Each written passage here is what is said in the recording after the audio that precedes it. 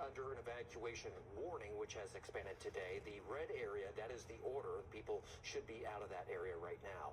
An evacuation shelter is open at the Valley Springs Veterans Hall. That's for people and pets. And the Calaveras County Fairgrounds and Angels Camp, that is an evacuation center for livestock. We know we have a lot of ranches with animals in this area. And CHP is warning people about the wildfire conditions in Calaveras County. Officers have established roadblocks in the evacuation zones. Like you see here, drivers must show a valid ID to get through. Officers are telling people to never attempt to drive around the barriers. They're there for a reason. They're there for your safety and the firefighting personnel's safety. They should also have a full tank of gas in case you need to evacuate. So make sure you've got that, and you should follow the instructions of first responders at all times. We'll continue to follow this at Fire and bring you any new developments. Download the KCRA3 app to receive updates immediately as soon as they come in. California Attorney General. Area where there are homes. And as the fire expands, so do the evacuation orders and warnings right now. The warnings now cross Highway 49 and Highway 4, extending to the edge of Angels Camp and San Andreas. Those areas are in yellow there on the map, and the areas in red you see there, that's the part that's under mandatory evacuation orders.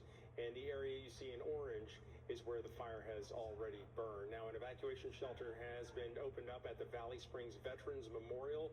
That's for people and pets displaced by the fire. If you need to go there, you can.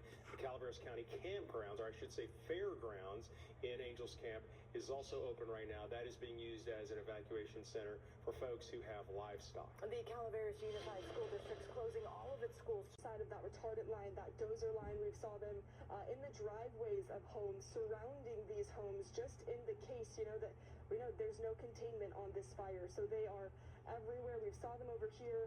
We saw them further down within Circle 20 as well. As the fire was coming down the hill, there was a thick dozer line. There were crews waiting down there. So there's no shortage of firefighters that are here both on the ground and in the air. It's just figuring out where is the best location for them to be to get a handle on this.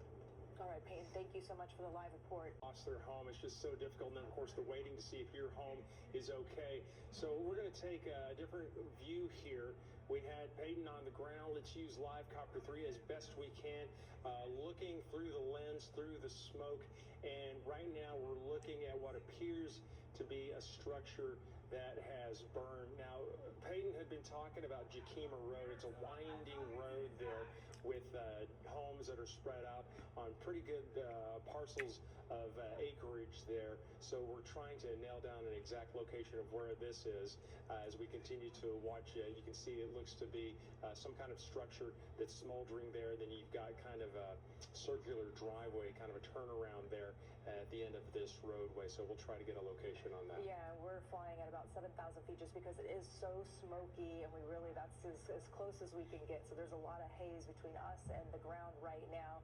And you don't need to live near this area to feel the impacts or see the impacts. When Live Copter 3 launched this morning,